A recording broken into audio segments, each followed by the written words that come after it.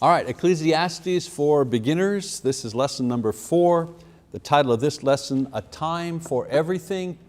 And I'm going to break this up into 2 sections, so this will be part 1 of that. And if you're following along in your own Bibles, it'll be Ecclesiastes chapter 3, verses 1 to 11.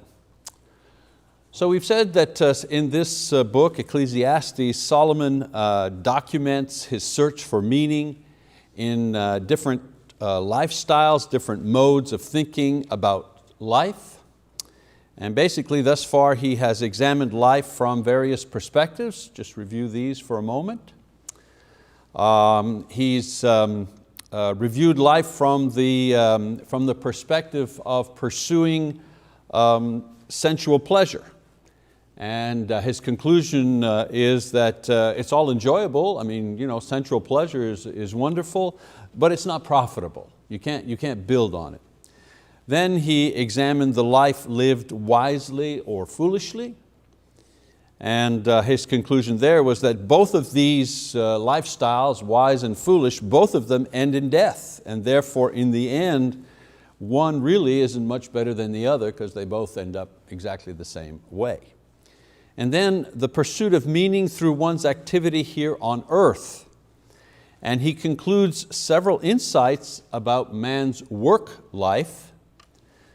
One is that inward joy and satisfaction is actually a gift from God and cannot be produced simply from succeeding at one's work. In other words, the ability to enjoy what you have, the ability to enjoy your work and gain satisfaction from it, that ability is something that God gives you, not your work.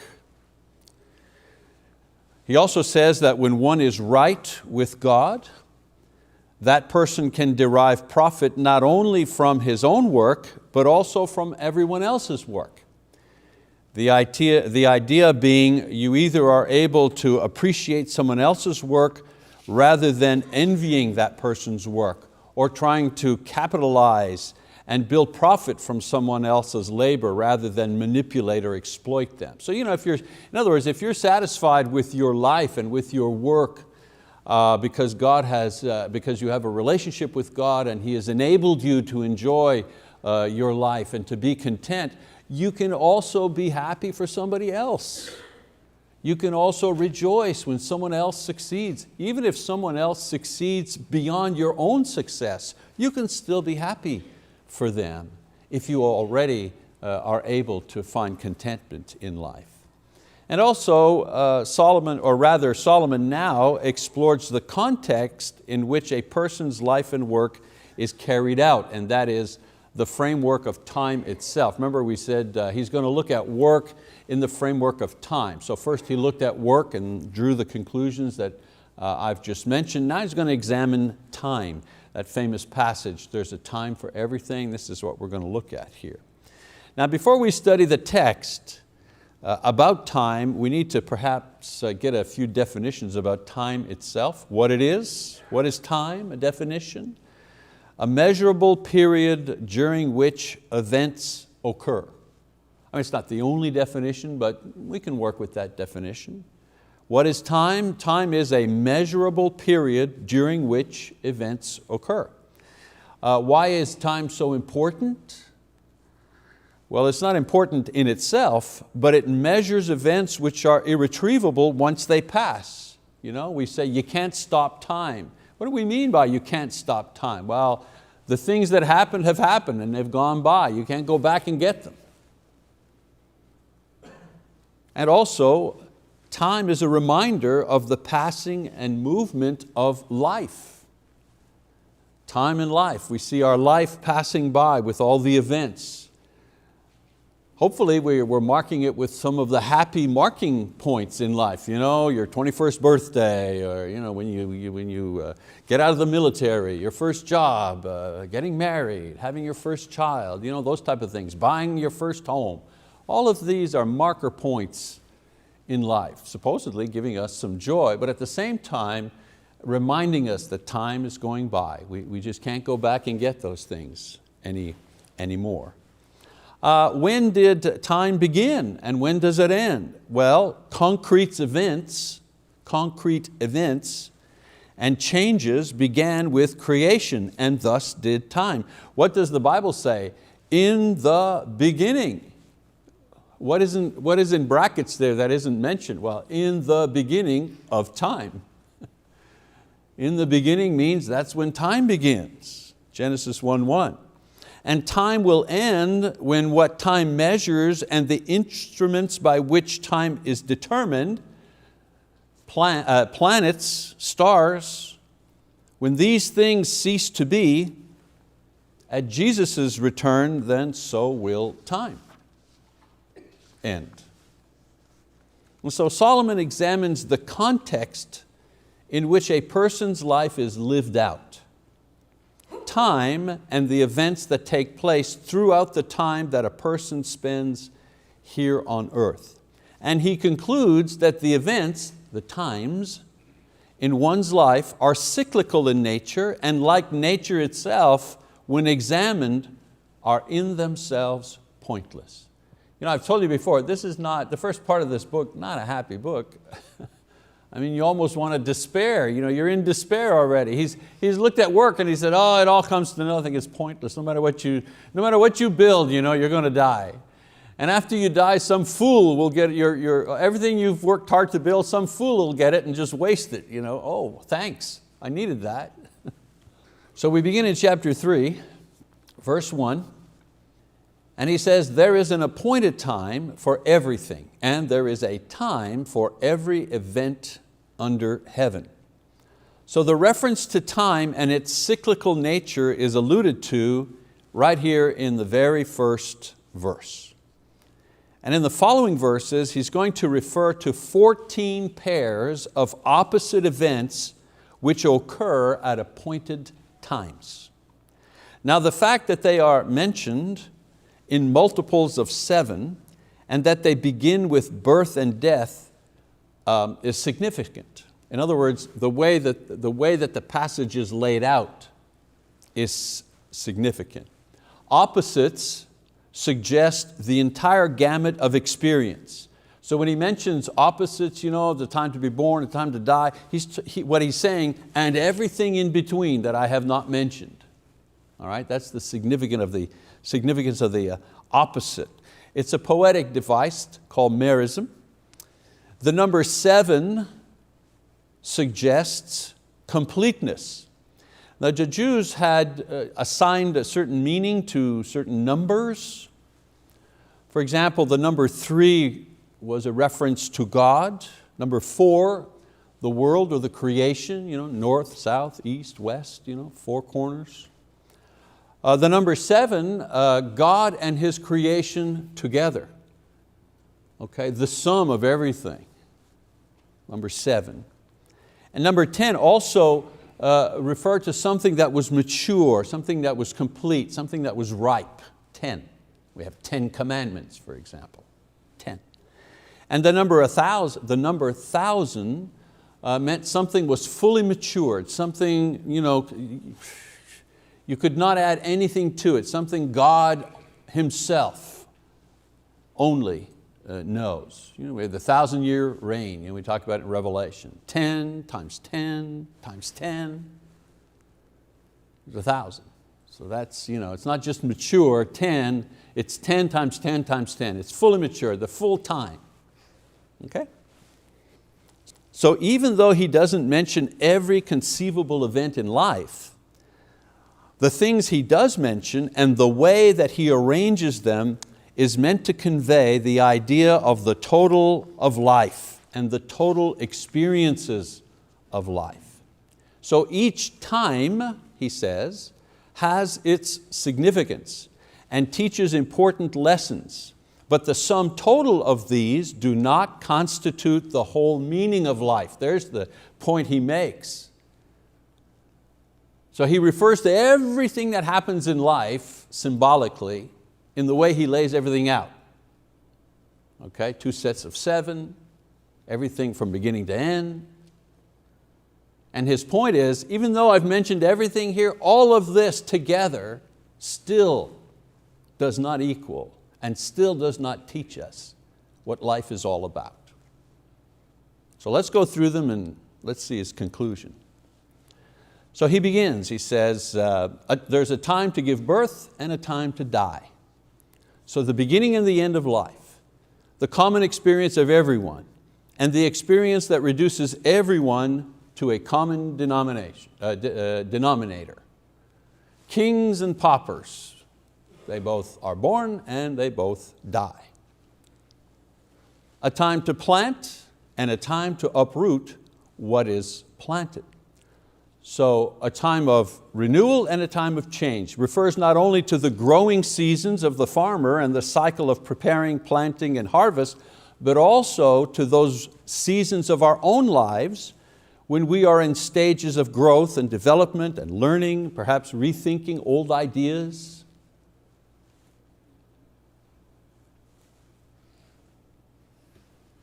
A time to kill, he says, and a time to heal.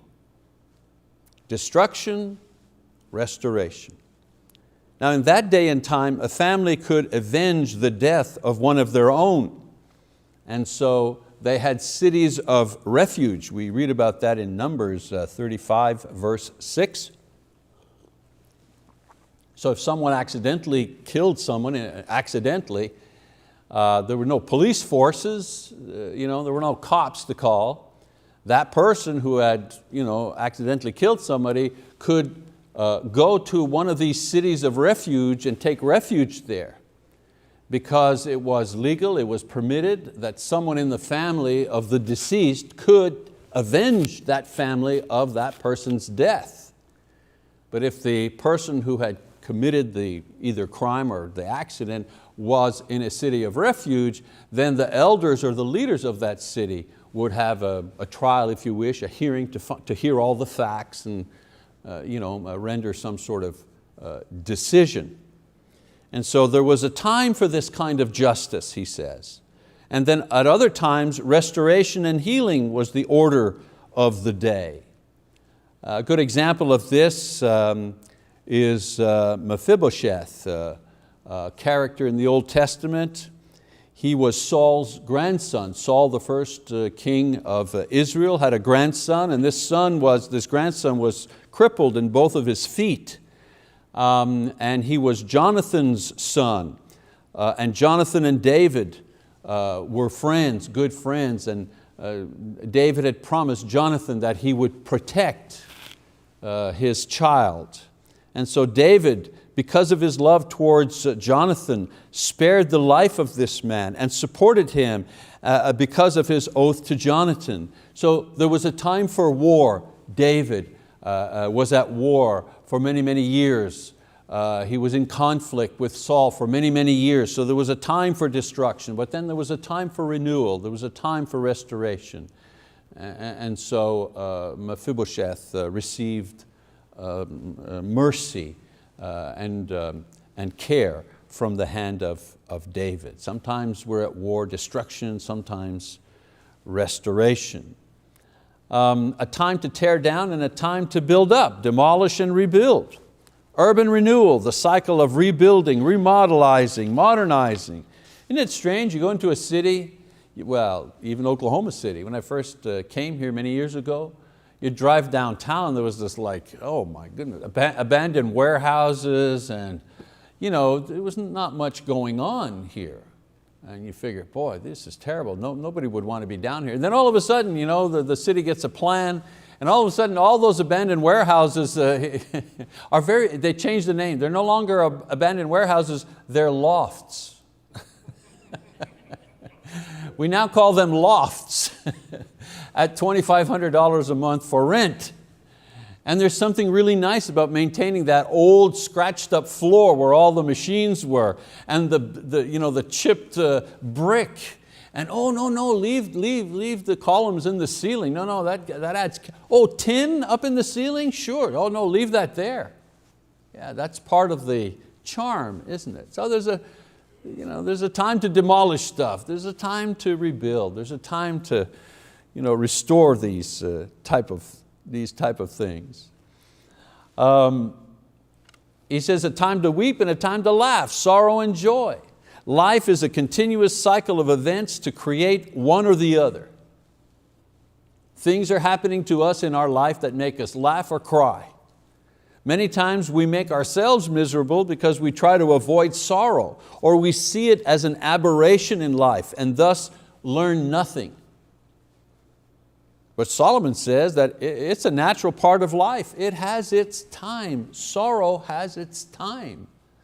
And we've learned that recently, in the last 100 years or so. Research, psychologists tell us, grieving, that's an important part of the process of loss, is grieving. You have to go through it.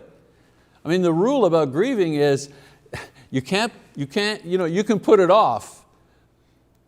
You can put it off all right, but you're going to have to go through it sometime or other. You may have lost someone you loved 15 years ago, and if there was no grieving process then, 15 years later, 20 years later, you're going to go through it somehow, because it will have its time. Sorrow will have its time. No use being angry, oh, it's unfair, shaking your fist to the heavens. It's so unfair. It's wasting my life. Every day I spend in sorrow means my life is being wasted, because my life, this idea that everyone deserves to be happy all the time. Really? Who made that rule? Because life certainly doesn't work like that. Solomon in his wisdom says, hey, there's a time for joy. I mean, drink your fill of it. But there's also a time for sorrow. Don't see that as some sort of cosmic mistake. There's a time to mourn, time to dance. Again, the cycle of various passages in life, or rather that life takes us through: birth and death and marriage and divorce and success and failure, ups and downs of life. There's a time for these things. And it's so comforting when we understand that. Comforting in the sense that when we're in the moments of joy, it helps us to truly absorb the joy and just live it and partake in it, because we understand that it only has a time, and not to waste it. And if we understand that times of sorrow, they also come, and it's a natural part of life, we're not so afraid all the time. Because we understand, well, I'm enjoying the joy now, and maybe there'll be sorrow up the road sometime, and that'll have its time, but for now, I'm enjoying what I have.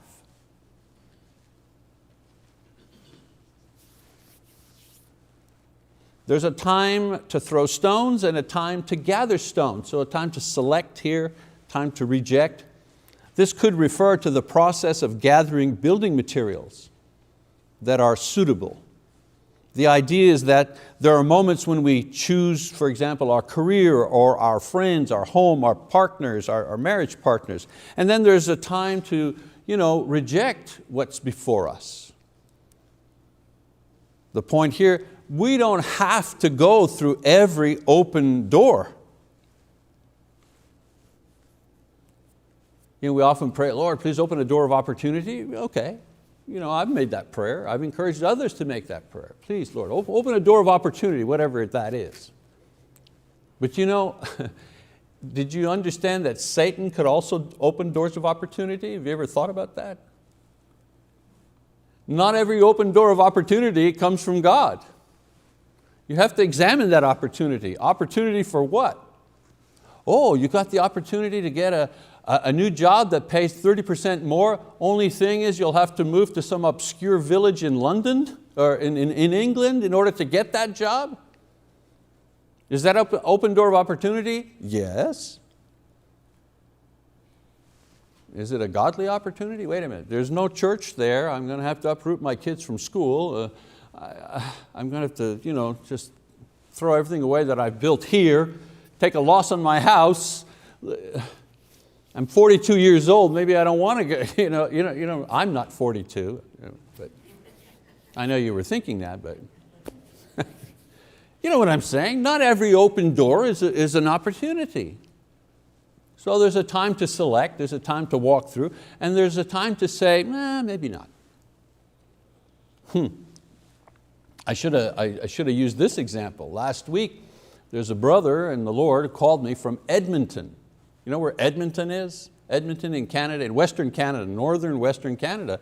And we were just talking about, they want me to go up there and just preach a seminar, so on and so forth. And then he said, brother, we have an opening here for a pulpit minister. Would you be interested? Open door, opportunity. And I said, nah, thank you. You're very kind to think of me, but I'm here in Choctaw. Our family's here. We have a great ministry going. It doesn't go down to 40 below zero for 10 months of the year. Small matter, but so not every open door is, some of them we have to say we have to take a pass on. Sometimes there's a time to consolidate and stand pat, and sometimes it's time to start over. We need to have wisdom to know which is which. There's a time to embrace and a time to shun embracing. Some moments call for warm relationships, loving interaction. Others bring us into confrontation, rebuke, conflict. Again, you can't avoid these. There's a time for both. A time to search and a time to give up as lost. Pretty straightforward, a balance between the effectiveness and probability of success in a mission, a project, a search that needs to guide us in deciding to go on. And then there's also a time to work hard and push ahead. But as Solomon says, there's also a time to say, okay, this is not going to work, or this is not worth the risk, or there's no longer any chance of success. We need to give it up. Just recently in the news, that flight that was missing, that plane that just went missing from, I think, Indonesia somewhere. Was that 3 years ago? How time flies, 3 years now. They've officially said, we're not investing any more time or resources into the search for that missing jetliner. Pretty sure that all who are on board are lost. We're not going to try to find the black box. We're not going to try to find what happened, because the resources and manpower no longer are worth what we're trying to find. Yeah, of course. And I read that, and I didn't read any other articles that criticized them for having done this. Had they given up after 3 days, okay, come on. But 3 years, I think these people have made a proper effort here. A time for both, isn't it? A time to keep, a time to discard. Refers not only to the garage sale mentality, but also to our own ideas and circumstances. Paul says that he put away childish things. And this also refers to the sorting out of what is valuable and what is useless in our lives, what we keep and what we discard as far as ideas or habits. It's not just about things here. It could be about things, but it's not just about things. When we're younger, we have these ideas, what we're going to do. As we get older, we begin to examine these ideas with the hindsight of experience and understanding. We realize, that was, I may have to change my position on that issue. Grief and resolution, a time to tear apart, a time to sew together. Tearing apart could refer to the rending of clothing done to signify grief and mourning over the loss of loved one or the loss of dignity or health. They would tear their clothing and put ashes and wear sackcloth as a way to demonstrate. And then when he says sewing together, the sewing of the torn clothing at that time was also a sign that the period of grieving was over. So they rent their clothes to demonstrate their grief, and then there would be a period where they would sew that clothing back and put it back on. In life, we go through both stages, and as I mentioned before, and we should anticipate that. A time to be silent, a time to speak, silence and speaking out, legitimate times to voice our concerns, to stand up for what is right. Other times it's best and loving and prudent to remain quiet. And we ask God to give us the wisdom to know when to speak and when not to. But there's a time for both. A time to love and a time to hate. In life we experience both times of friendship and love and warmth, and also moments of injustice and oppression and prejudice, which revile us and which we hate. A time for both. I don't think here he's suggesting that there are times we love people and then there are other times it's okay to hate people. I'm not thinking this is what he's suggesting. There's the time when we are loving something, someone, some movement, some idea. And then there are other times where we need to despise those things. We need to reject those things. We need to denounce those things. And then a time for war and a time for peace. Again, the cycle is seen and has always been seen in a never-ending series of conflicts and wars, followed by a period of peace. These will continue until the end of time. The only difference in each life is the intensity and the duration of either period. That's the only difference. We've been so blessed in this country, although there have been foreign wars, there have been no wars that are fought in our country. No open wars anyways.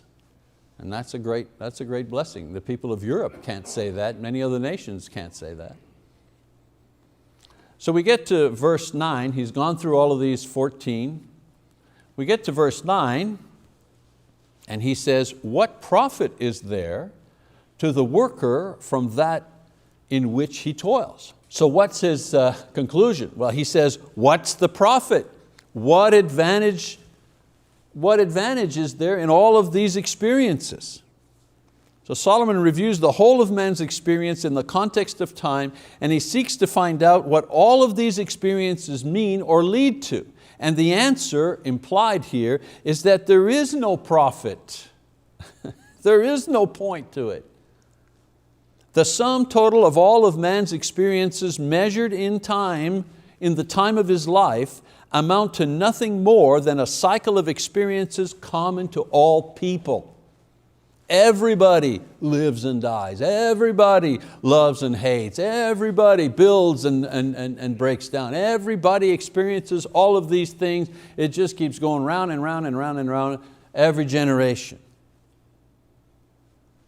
So he goes to the final conclusions in verse 10 and 11. He says, I have seen the task which God has given the sons of men with which to occupy themselves. He has made everything appropriate in its time. He has also set eternity in their heart, yet so that man will not find out the work which God has done from the beginning even to the end. So if there's no profit to the sum of man's experiences in time, then what's the point of it all? Well, the point that Solomon discovers can only be found beyond man's experience, beyond man's point of view, and see human experience in time within a divine context, not just a human context.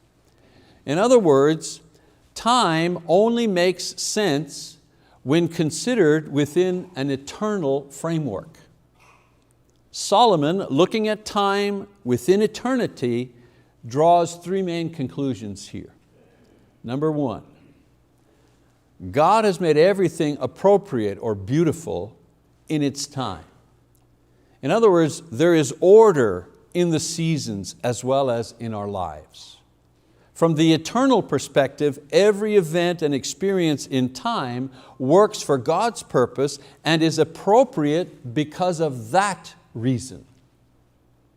Only when we see it from a time perspective is it chaotic or meaningless. But seen from the perspective of eternity, time finally takes on some sense of meaning. Next conclusion. God has put eternity into our hearts. In other words, man cannot accept his own finiteness, and this is because he has been created in the image of an eternal being. Usually when we say created in the image of God, we usually are thinking of the fact that we are moral beings. God is pure and God is perfect and we're created in His image, and so therefore we have a desire to be pure and perfect. But he's not talking about this. He's talking about the eternal nature of God. And the reason that we have this hunger is because we've been created in the image of an eternal being.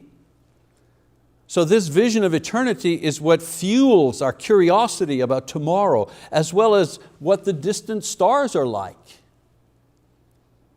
However, none of our discoveries about tomorrow or the universe can ever give meaning to the whole without reference to God. All the parts of life described, when put together, do not equal something meaningful. You have to add one other part, which is outside of time. And so our yearning for eternity and eternal life can only be satisfied by discovering the person and the work and the salvation found in Jesus Christ, the only one who has been revealed to us that we have actually been able to see that has eternal life. This is why he says that He is, Jesus says He is yesterday, today, and tomorrow. We only understand eternity and its meaning when we accept Christ, the author of time. I read outside of Ecclesiastes here, Colossians. Paul says of Jesus, He is the image of the invisible God, the firstborn of all creation. For by Him all things were created, both in the heavens and on earth, visible and invisible, whether thrones or dominions or rulers or authorities. All things have been created through Him and for Him. He is before all things, and in Him all things hold together. Third conclusion, we will never discover God's total work. Even though we have a sense of eternity built into our nature, and God reveals through Jesus Christ His desire for us. And what is His desire for us? That we build something here, a building, a monument, a business, a reputation? Is that His? No. God's desire for us is that we find salvation.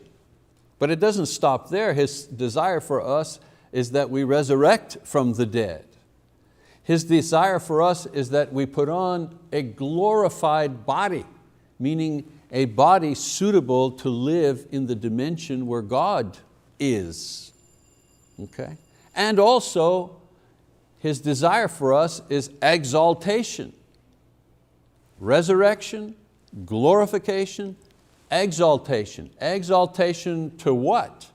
To the right hand of God with Jesus. What does that mean? It means we partake in the Godhead. I mean, I've said the words, but I can't get my brain around the idea. But that's what exaltation, that's what we've been called to. Exaltation to the right hand of God with Jesus. That's what Paul is talking about when the kingdom on earth is merged with the kingdom in heaven, and it just snaps together and becomes one single unit. We've been called to that. So we're still less. So even though we understand this sense of eternity, we are still less than He is, and we will always be less than Him. So in God's case, the sum of all the parts is less than the whole. We will never know all He has done. And this should immediately humble us and permit us to praise Him without reservation forever. To God be the glory forever, amen. He is God and I am not. And I know we understand those words, but when we truly understand them, that He is God and we are not, that's the beginning of insight into the godly nature. Okay, so some thoughts from Ecclesiastes. I think I heard a bell, so that's our class is over. Thank you for your attention.